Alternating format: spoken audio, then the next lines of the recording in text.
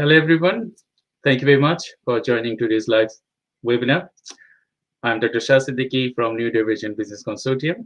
And you know that every Tuesday, we bring this live with a special guest and talk about a lot of individual things.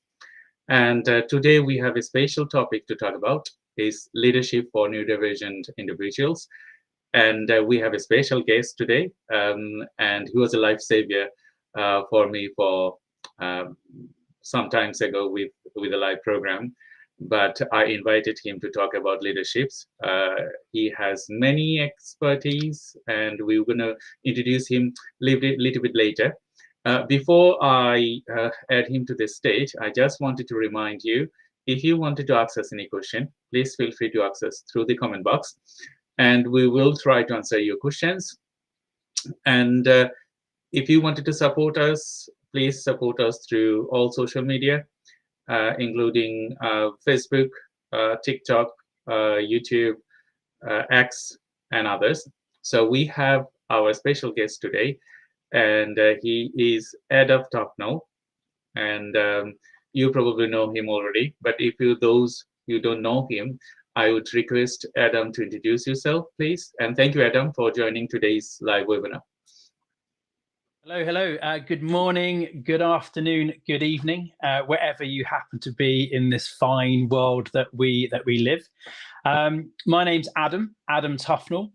I have a background academically in psychology and philosophy, and practically on the water. So I spent 20 years of my life sailing professionally, sailing around the world the wrong way. Yes, there is indeed a right and wrong way to sail around our planet, and I bring those lessons together in order to make some vague sense of what we do and how we do it. So please do reach out, please do connect.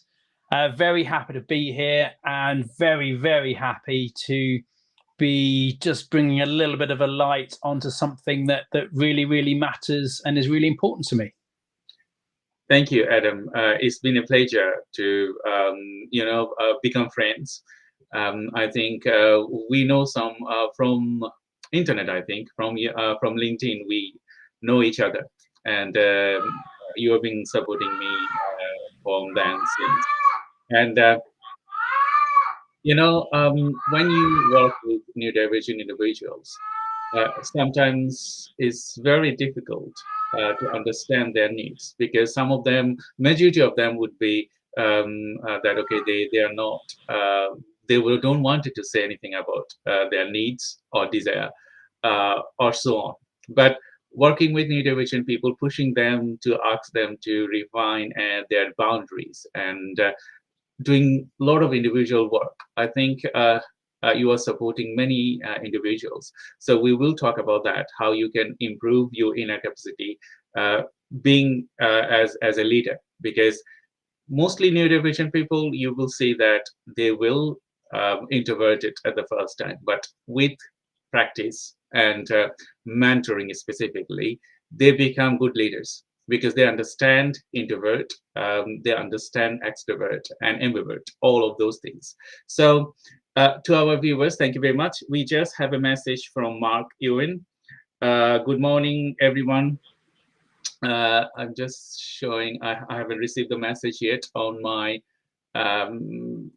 Restream UI. So when I receive the message, I will show that to you. So we have a message from Mark. Good morning, everyone. Good morning, Mark. Thank you very much. So, Adam, leadership in neurodiversity, neurodivergent person or population. You are working long time with individual target groups. So, what are the gaps in between the community? If you can describe for neurodivergent and neurotypical both, because you're working with both communities. I guess a lot of the elements, it comes to understanding the core basics, the building blocks as to who we are. And it's around the vulnerability, acceptance, kindness to self piece. And as humans, we have labels that we use to describe, and we have labels we put on ourselves to describe, and they can sometimes very much create a very pigeonhole space and experience. And with the pigeonholes, that can then become a limiting decisions, both in terms of expectations on others and indeed expectations we place on ourselves. And the commonality that sits beneath is around the understanding, the acceptance, being kind to ourselves with that sense of forgiveness, the sense of forgiveness in both the first person to understand how we may have responded or done things badly in the past to ourselves or another person, or indeed then, it created the environment to.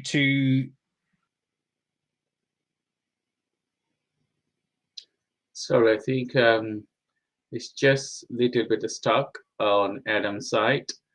To viewers, you know that we're doing online programs, and sometimes we have connectivity issues. So as long as Adam we get his feed, we will continue our conversation. So Adam, we just lost you. So we just lost him.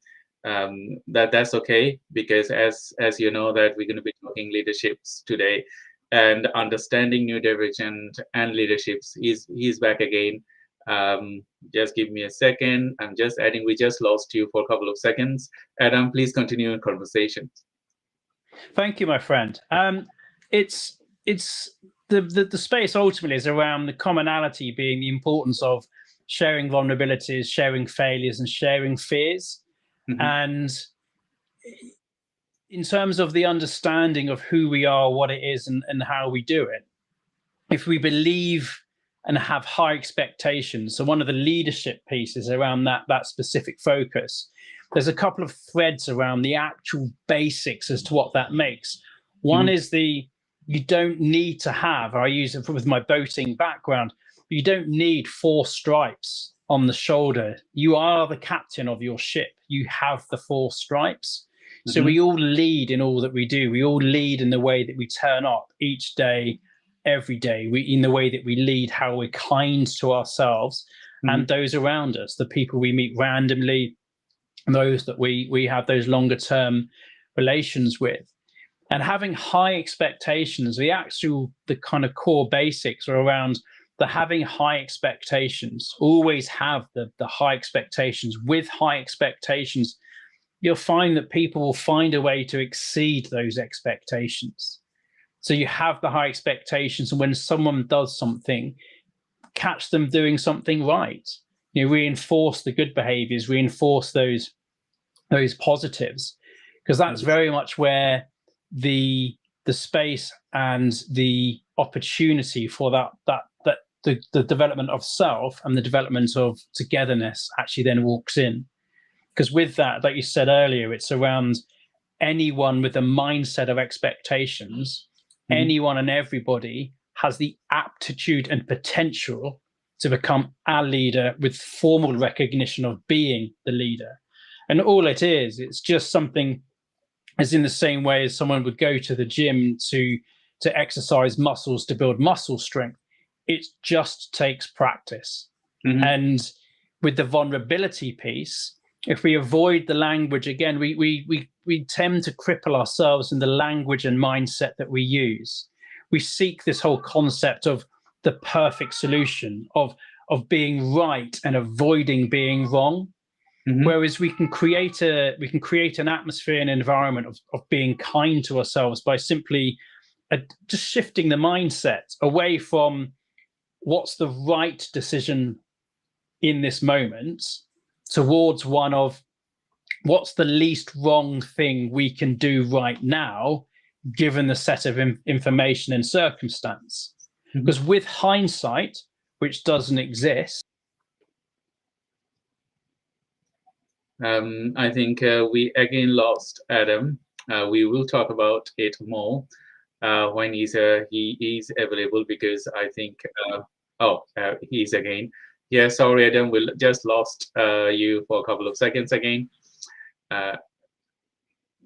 So are we back? So hopefully that might. So the kindness. Where did we get to? How far before we dropped?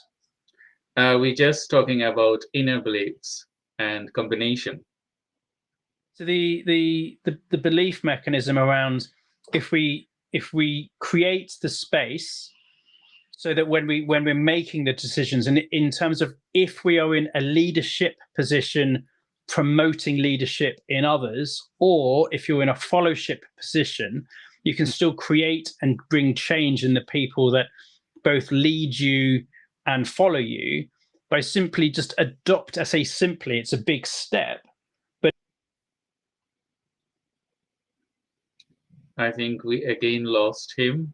So we will see. I think his internet is not stable. So we're going to talk more specifically when he's returning back. So to the viewers, I do apologize for these connectivity issues, but stay tuned as we're going to be discussing leaderships. Adam is back again. So Adam, if you could continue your conversation. Well, I guess it's definitely a good evidence that we are indeed broadcasting live, because these kind of fun things happen to us all. So it's good, refreshing to be kept on our toes. So it's simply around doing the best we can with the tools we have, in the same way as us right now. Is it suboptimal that the connectivity is playing up a little bit? Yeah, it is suboptimal. Is there anything immediately that can be done? No. With hindsight, is there something different we could have done? Well, yeah, we could have hired a Meridian TV studio for 25 grand for the morning and sat there.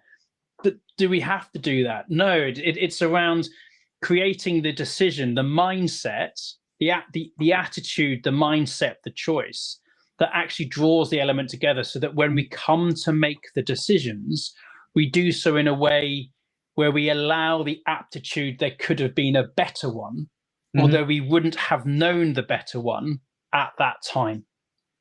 But what we're then able to do is, when we then run a debrief to look back on the understanding, the presumption being there is a better way. If we presume that whatever we do is failing as least as we can towards this thing called perfection. So if we fail and just do the best we can, the least wrong decision, then by definition, there is another way. And we leave a lot of this thing called the ego behind. And again, irrespective as to your makeup as an individual and the way that as an individual you happen to see the world and you happen to interact with the world, within that space, the actual feeling and mindset around that permissioning of saying it's okay to make a mistake, it's okay, and actively to encourage that. It's okay to own the feelings. It's often the sense of creating the environment where it's okay to share feelings that could be the kind of the proverbial elephant in the room, where someone may not know what to do. If someone has a disability, and it could be there, and the assumptions and the danger, an example that the assumptions we all make in terms of the biases that we carry.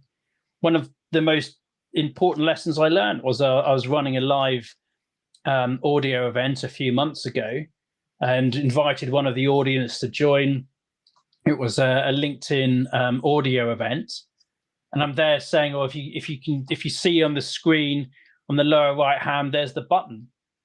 And the gentleman came on and said, oh, thanks ever so much. We're talking through, and then revealed that he'd lost his eyesight 3 years previously. Was in his early 60s, had diabetes, and had lost sight. And for me, it was someone that's very aware around the differences that we all have and the embracing piece, and just how I just assumed, because I could see, that he could see. And it's that kindness to self. So a lot of the time it's the building blocks that sit beneath what we do and how we do it. It's about creating the environment as an ongoing piece. because we all have feeling, we all have emotion, and it's how we interact with those feelings, with those emotions at a very, very core level that then enable the surface stuff. Mm-hmm. What I find is a lot of the time leaders are quite happy doing what I talk in terms of painting the leaves green. So which is very valuable tools like the psychometric, the color psychology tools, the leadership tools that I use, the fellowship tools. They're all they're vitally explicit skills that you can develop. Mm-hmm. To understand the real change, it has to come through the deep roots. It has to come through.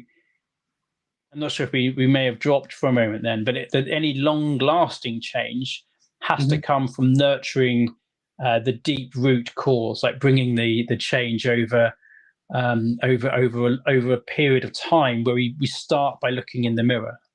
I totally agree with you, Adam. So I just have some message, and they are appearing to my UI. So we have Mark again. We have Thomas Burgess. And let me show first the message from Shantanu, and he said, hi all, thank you for this webinar. And we have message from Thomas, said good morning, and Thomas as well as send the second message like, okay, adaptation with knowledge and understanding of the ground. That's a good point. We can talk about it. We also have a message from Mark that I think we must be mindful of using the term disabled when talking about Andy. We should be looking towards empowering language and talking about the superpower of that we have. Yes, Mark, I'm against when people say that due to neurodiversity, I am disabled. I'm against of that. Yes, we cannot blanketly say that all neurodivergent people are disabled.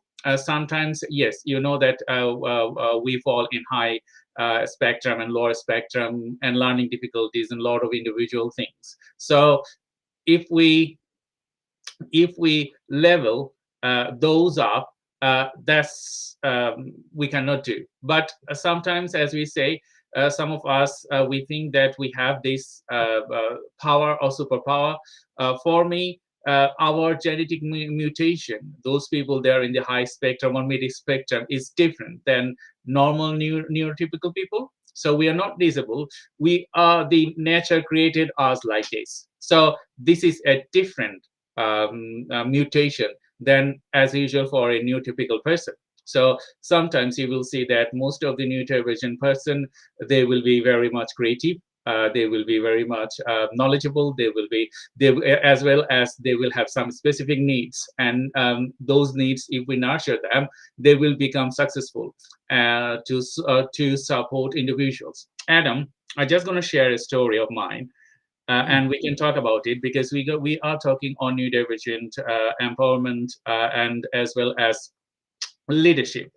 If I see my growth from childhood to these levels, when I was I was a young kid, I wasn't a people person. I used to hide under table, sofa. Even I ran out to see people that, okay, I'm afraid of people.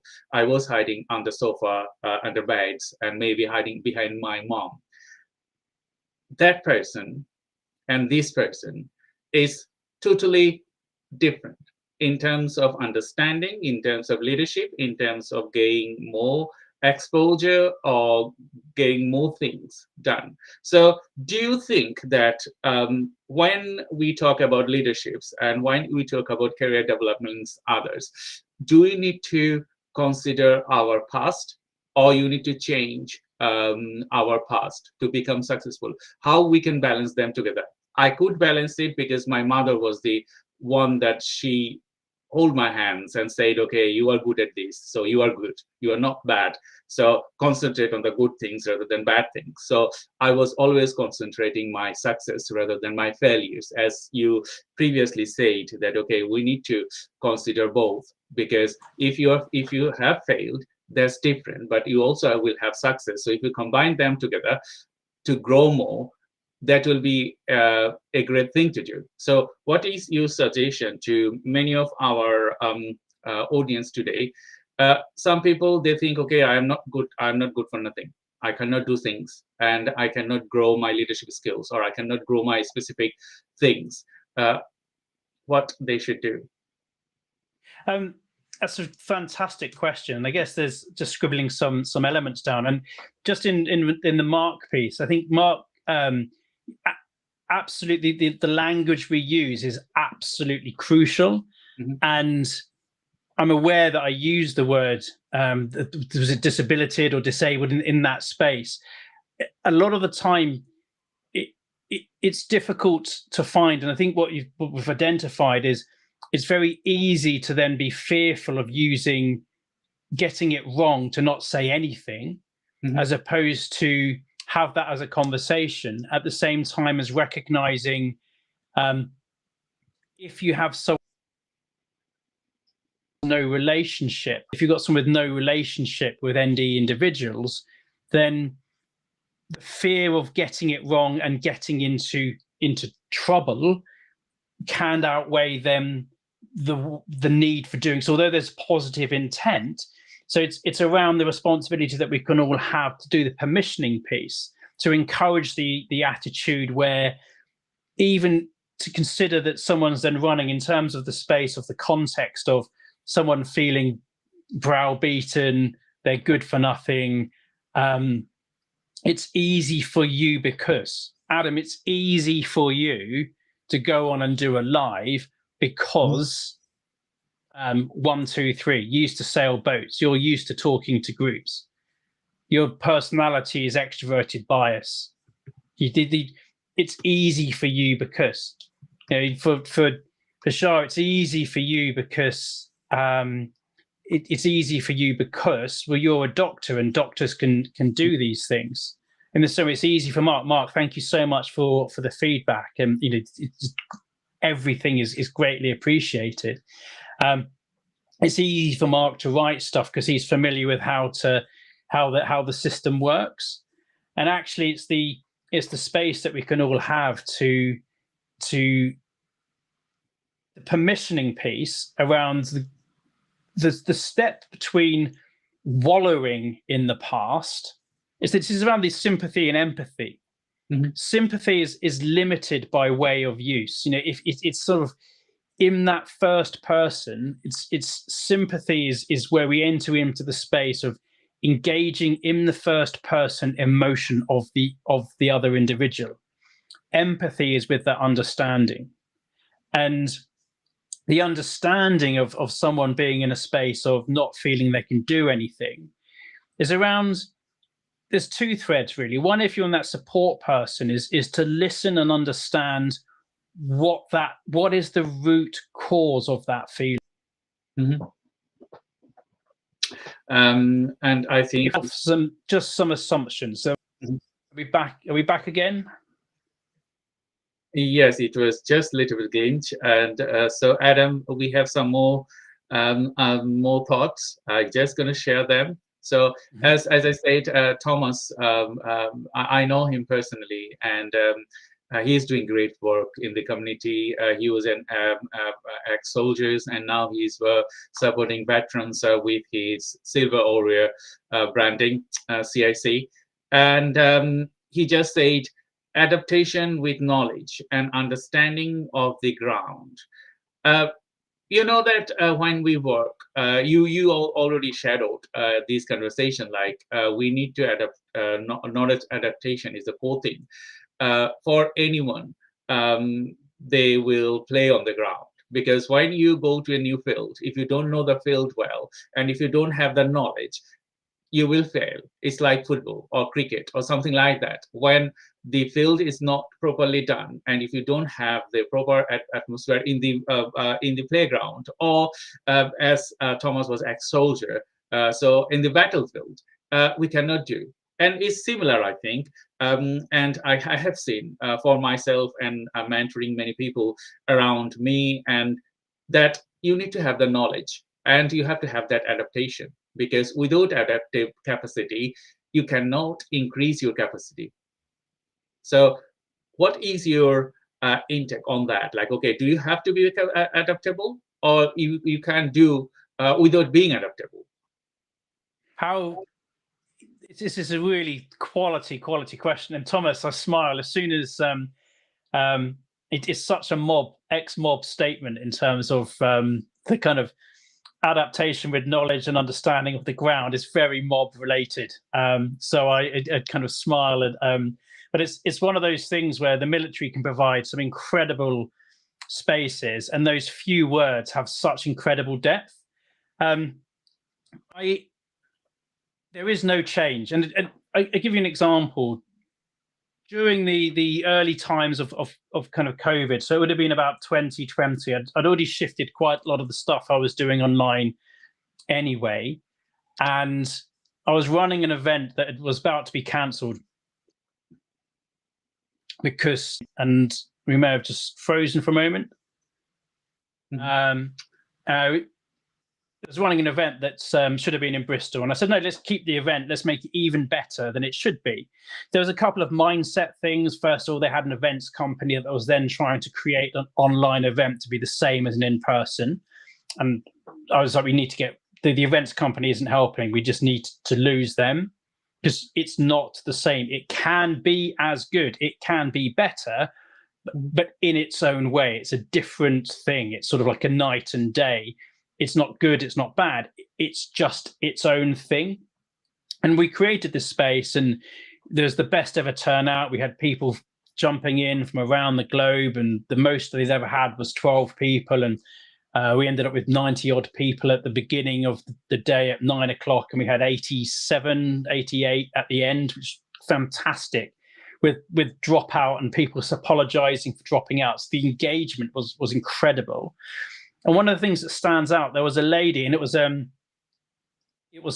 effectively a training for an organization that delivered psychometric tools. So it was their professionals that were there.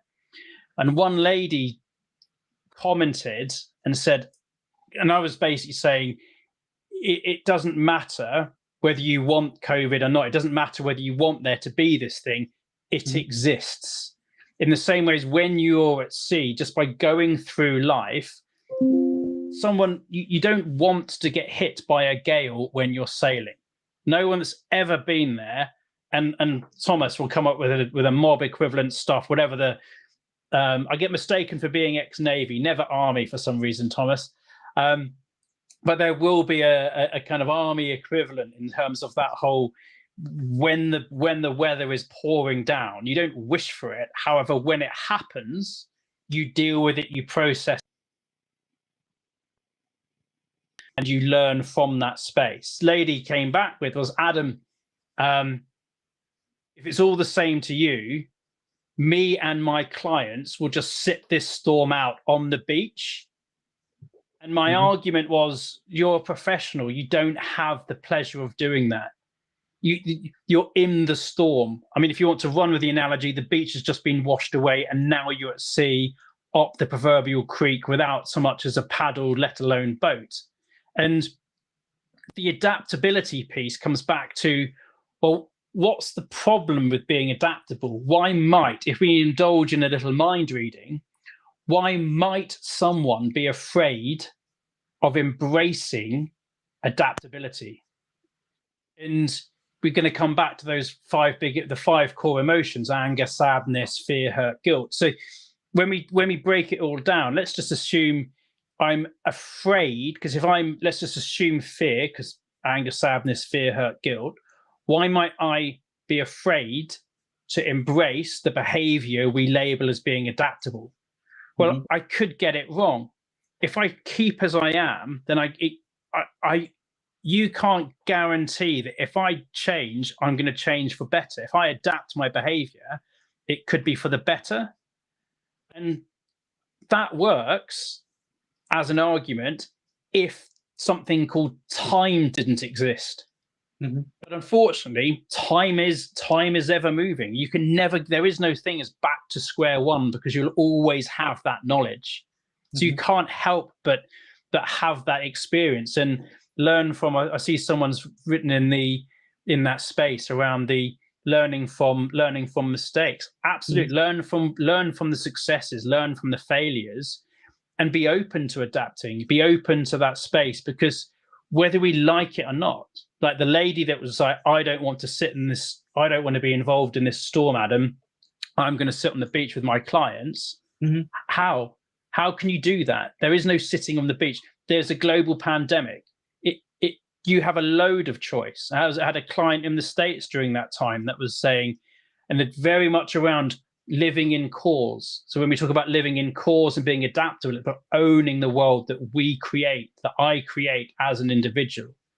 And one of the guys in the States was saying he contracted COVID, he'd driven across state lines. I just violated state law, federal law, and I was involved in the company as with percentages. So if it had infected a client, I would have been at the wrong end of being a director of this organization. And I was at best displeased. And the individual was like, oh, here we effing go, you and your living in. I think we have another silence from Adam. When he's back, we're going to be talking to him. I think he's back again. So we have Michael. Michael, thank you very much, and all the audience. Thank you very much for your messages, and as well as if you have any question to ask, please feel free to ask us for the comment box as usual. I'm Dr. Shah Siddiqui, and we have Adam Tufnell, and we will talk about leaderships for neurodivergent individuals. If you are a neurodivergent individual, that's fine, because you know that when we work in specifically with the target group, we do help neurotypical as well. So leadership can be for anyone, but specifically we will talk about leadership for neurodivergent, because this channel is dedicated to neurodivergent individuals. So Michael, as I just wanted to show Michael's messages here, that learn from the past. That all we can do with it. The only thing we have control over are our thoughts and actions. Knowing that what you are like can shape how you want to be as a leader. I totally agree with you, Michael, because as I said, I can understand, relates my past with my present, and I can see the future, because the way I played with my individual characteristics, the way I played, and I wanted to be in a position that I never experienced, because you know, when you are working with individuals, you wanted to have something that you never experienced, isn't it? Because those things is our I would say the future targets. So when you are talking about leaderships, gaining experience and expertise and adding value to your leadership skills, that means you want to improve, or you wanted to gain extra quality. And if you don't learn and being adaptable, there isn't any change, because I have seen many people that they don't understand, or they don't want to accept their gaps, and they don't want it to transform themselves. So they will stay at that same stage as they are, because when we work with people, you have to be like clay. You can transform, you can change, because the society is changing. If we compare ourselves with 90, maybe 50 years back, that time the capacity one leader should have, is it now is the same thing? No, it's different, because you have to change, you have to evolve, and then you can address specific elements. So Adam, we just have a question from Farooq Hussain. He said how important it is to foster inclusive and supportive environment. Are you there? I think we lost him again. We do apologize for the connectivity issue today, but as we said, we're going to be talking. I think he's back again. Adam, are you there? So I will continue the conversation. So you know that fostering inclusive and supportive environment would be the key motivation of anyone that you wanted to grow your inner capacity, or you wanted to transform yourself differently. Adam is again here. So when you I'm just answering the question from Farooq, Adam, that how important it is to foster inclusive and supportive environment. I think, you know, fostering inclusive and supporting environment is the key principle for anyone to develop, isn't it?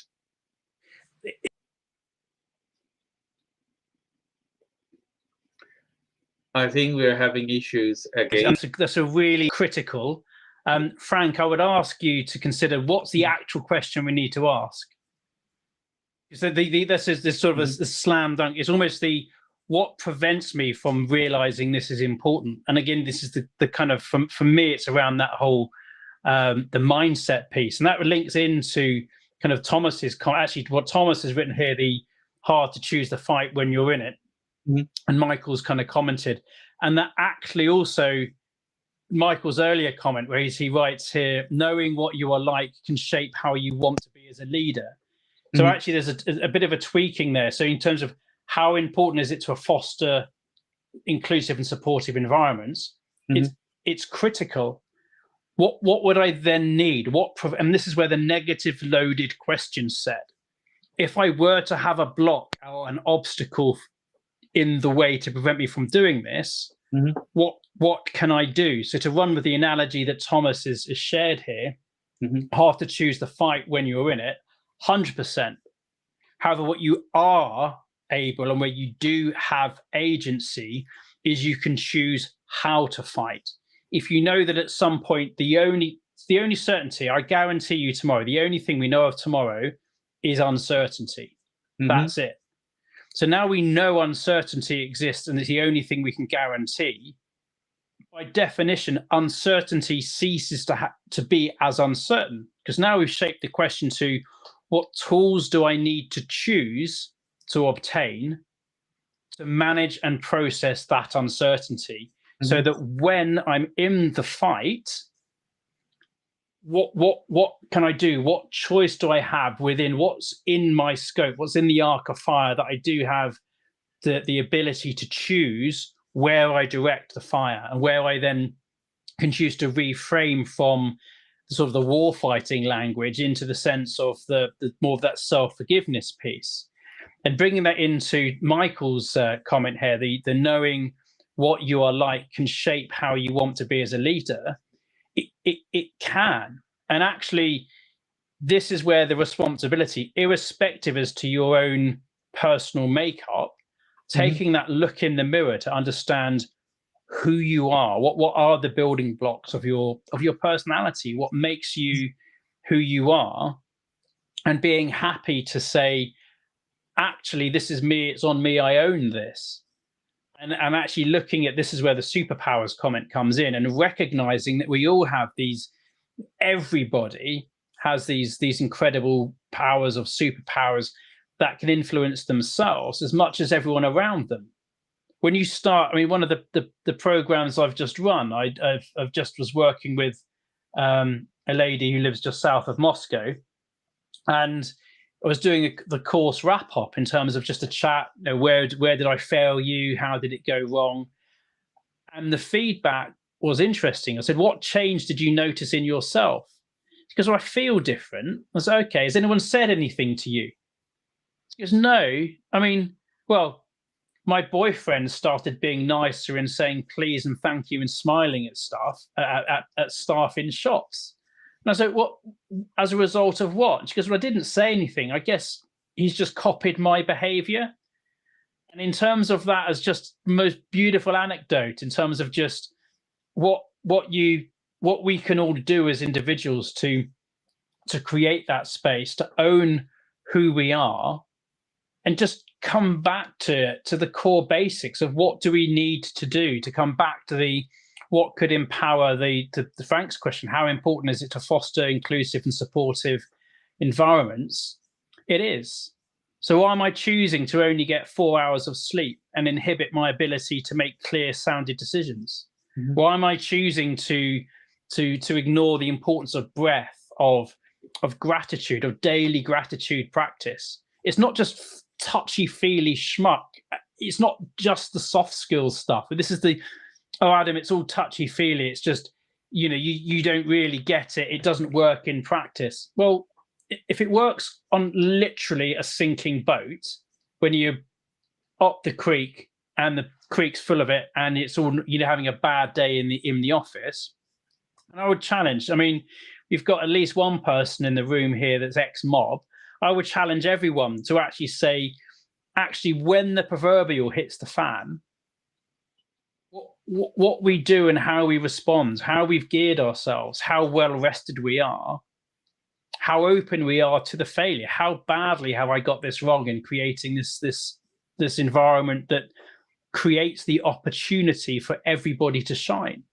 Mm-hmm. And as a leader, you're not always popular. It's categorically not a popularity contest. Well, if it's not a popularity contest, then, well, what is it? It is a space where to do what you think and feel is right, sometimes these things will be unpopular. And that's okay, because your responsibility is greater to the greater good, the greater whole, as opposed to looking to accommodate in every little nuance and these little fractions that go with. You've got to do that greater good, and recognizing that if someone doesn't want to work in this inclusive and supportive environment, if someone doesn't want to work there, if someone's like, I don't actually like Frank's vision, that's fine. They don't have to follow Frank's vision to create this environment. However, they will need to go away and do their own thing somewhere else, because there's no place. If someone can't get on board with what Frank's creating, they can't be a part of Frank's gang.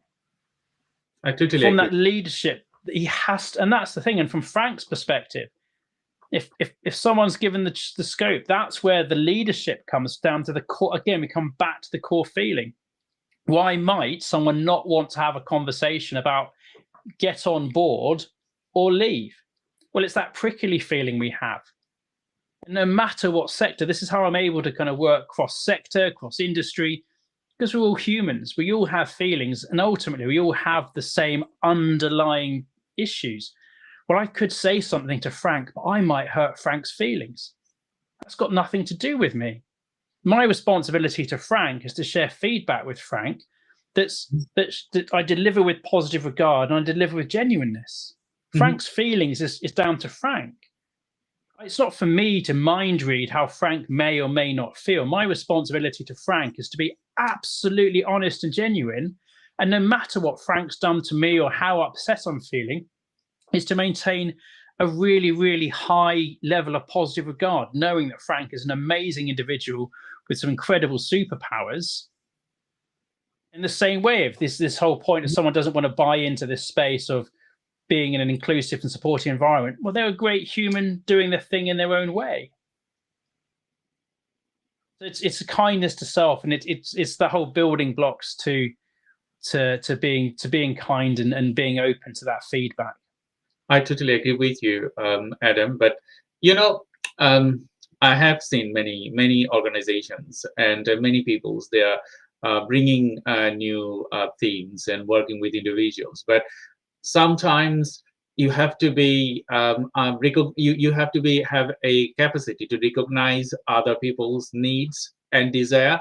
Because if you're a great leader, you would find a common ground to get you tribe exit what you wanted to do, isn't it? But sometimes some leaders, they will be very much headstrong that, okay, this is, I said, we're going to go and cross this on my thing, not considering the teams, not considering their feelings, or not considering what they want, or improve his thinking based on the team collective thinking. What we should do in that regards in terms of leading a team, what characteristics you should have, that one thing that we can talk about.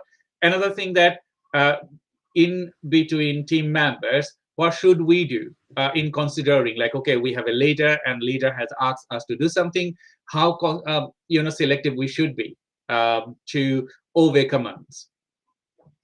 The space here, the characteristics of a leader, I mean, ultimately, if you just focus on the leadership piece, irrespective of who you are and your own individual personal makeup. So the particular leadership that I use is based on research, and ultimately it boils down to leaders of high performing teams, of successful and high performing teams, are just regular people. They're normal people, and by normal I mean just normal in terms of what's abnormal and that whole space. They're just regular people. They're none of this chest banging superhero stuff. They're just regular people that happened to have discovered a particular way of working. They just happen to have discovered. They're exhibiting high expectations on their team, and they have the mindset to catch someone doing something right. They have high challenge and high support in powerful equal measure, positive regard and genuineness in this powerful measure. And it's this again, just reflecting back. I mean, the understanding what we've done well and embracing what's happened, but ultimately it's around looking at the context of the problem should make up at about 10% of the conversation. So the one-to-one work I do with leaders, generally, again, as humans, we love to wallow on this happened, it wasn't me, this happened, this bad thing happened. Ultimately, it's just context. That was yesterday. What we can do is permission ourselves to process spend 10% of our time looking at the context and 90% future focused answering the so F what question. Okay, so what are we actually going to do about it? How do we actually all do this? How do we actually do this around the space to have these core characteristics? Because ultimately, how we can choose to fight. And my own personal sort of moment was sinking boat, it's about 1,600 miles southwest of Ireland, so on the deep water, sinking boat, fairly crappy day. There was water coming in. We couldn't quite work out. We didn't know where the water was coming from. We'd managed to block the bilge pump, and we were down to the gag that I had in my head, age-old maritime thing. The most effective bilge pump is a desperate man and a bucket, and we were a shade away from that. But critically, the high challenge, high support space. What can I do right now? There is no cavalry coming over the hill here. We are literally solving this on our own. In fact, there is no or. We solve this now. That is the only thing. And I had nothing. The only thing I actually knew then was my name and my feeling. And I was, quite frankly, please excuse, shitting myself. The boat was sinking, nothing in any training, nothing anywhere. It gives you the little handbook of, oh, this is what you should do. Because we're all human, we have these feelings, an unpalpable fear of fudge cakes, absolute. And I was like, okay, guys, and I actually I managed to pull some. I was like, I'm the worst thing about all of this is I missed the life raft day on the sea survival course. It was a crappy joke, but it broke we need to solve this. I ended up then being able to take the step back from that situation, and had one small team of people working out where the water was coming from. I had another team of people trying to work out how to get the water we had on the boat off the boat. I had another group of people sat around being generally quite unhelpful around the saloon table with some task to kind of keep them entertained. and a couple of people on deck keeping lookout. Because the last thing we really needed at that point, because it was along the Great Circle route between the US and the UK into the western approaches. The last thing I needed was to make a really bad day even worse, some great tanker or container ship rolling off a large wave and landing on us, because that then makes the leaky boat problem fairly immaterial fairly quickly. And so that whole space around the characteristics is, even with that space around the teamwork, the leadership, the communication, the fun. And it's very much thinking, how as individuals, as a leader, what awareness am I having of the team that I'm creating? What awareness around the communication? That whole, if we're asking people to say anything, we want to hear stuff, you will hear some bits. I've been woken up and pulled out of my bunk when I said, the standing order was, if you see any lights you're not sure about, come wake me up. If you see any light, come wake me up. And I get, woken up halfway across the channel on the way to, I think, France or maybe the Channel Islands. And someone wakes me up to say, there's a light, we don't know what it is. It was moonrise, not an immediate danger to the safety of our vessel. But of course, how do I do that? I've asked people to create the space to say, there's no such thing as a stupid question kind of space. So people are able to speak up without fear of retribution or repercussion. Yeah, how do you manage that? Because if I just say, oh, it's the bloody moon, why have you woke me up? I'm going to guarantee no one ever speaks to me again. No one wakes me up anymore if I do that. But then how do I also manage this so that someone that thought that's the moon, how do you do that so then the person doesn't feel so embarrassed they never speak again? So it's around the kind of modeling the behavior, irrespective whether you're part of the team or the leader, in demonstrating leadership from within. Experience is what you get just after you most needed it. Mm-hmm. So if you've been given that task and you're part of the team, it's modeling behavior to see in those around you. It's the initiative, something doesn't taste right, or this is wrong, or let's just take a step back here and work out what we're doing. So it's and especially where we are now in terms of our hybrid remote, a lot more teams just coming together, like flash teams coming together for a job. So we're all going to have to lead and adapt. And if we're in that space where we're leading flash teams, be it whatever generation, whenever people were born, and the diversity between the generations of when people were born, and understanding that core space, the characteristics, the core characteristics around high expectations, catch someone doing something right, positive regard and genuineness, they remain exactly the same. Thank you, Adam. So we have just a message from Michael. So the mindset to catch someone doing something right. Amazing quote that. Thanks, Adam. So thank you everyone for your contribution today. We are nearly end of our session. We just have a few more minutes left and talk about leadership for neurodivergent individuals. You probably know that leadership is a key strength for neurodivergent people, because they are mostly entrepreneur, and they are mostly business leaders, and they will engage these kind of activities because we have many thoughts, and we wanted to build our career based on our thoughts and based on our needs and desire. So I really appreciate all of you. Thank you, Michael, Thomas, Mark, Shantanu, as well as Farooq, for your contribution, and all other guests. You are watching this live webinar. We will have Adam in future events as well to talk about leadership, because I think he has greater experiences to talk about and share leadership skills. And Adam, we're just going to be adding a few more bits at the end, like, okay, what is the key takeaway for our audience from this program to talk about? Thank you. please do. If we're not connected already, please do connect with me now.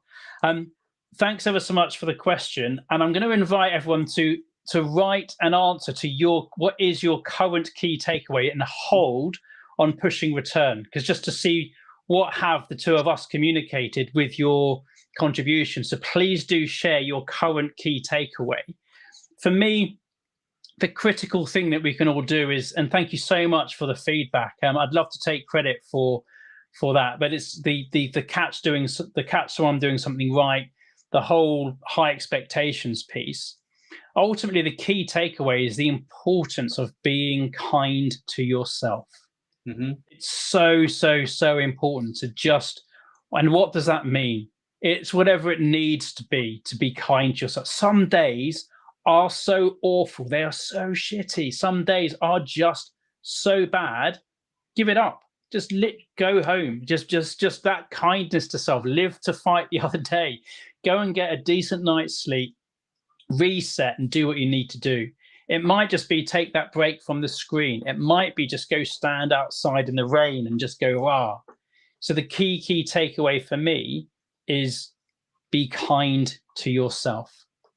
And please do, if you have commented, please do share what your key takeaway has been, because it's so good just to get that feeling. So please do share those now if you've got something typed. Thank you, Adam. Thank you, everyone. So we are nearly end of our sessions. We were talking about leadership skills for neurodivergent individuals, and you know that some of us do have leadership characteristics, but some of us don't. So it doesn't end of the day, because if you want to work within a boundaries, like, okay, you don't want it to be leader, that is okay. That is okay. You don't need to be leader, because some people, it's natural, isn't it, Adam, that, okay, you don't gain leadership skills. It is your characteristics that will make you become leaders. But when you go through with trainings and when you go through with specific assessing your characteristics, you analyze with something that, okay, you can become a leader, or maybe you can become a team member. And team member is also valuable, isn't it? Because if all of us are leaders, then there isn't any team members. We cannot conquer the world, because leader and the team members both are equally important to extend or to achieve our success. So Mark just written about the takeaways, like key takeaways: work with what you have and who you are to become the leader you want to be. Adam, I think is a great remark, I would say. As I said, that we have many characteristics in between neurodivergent population.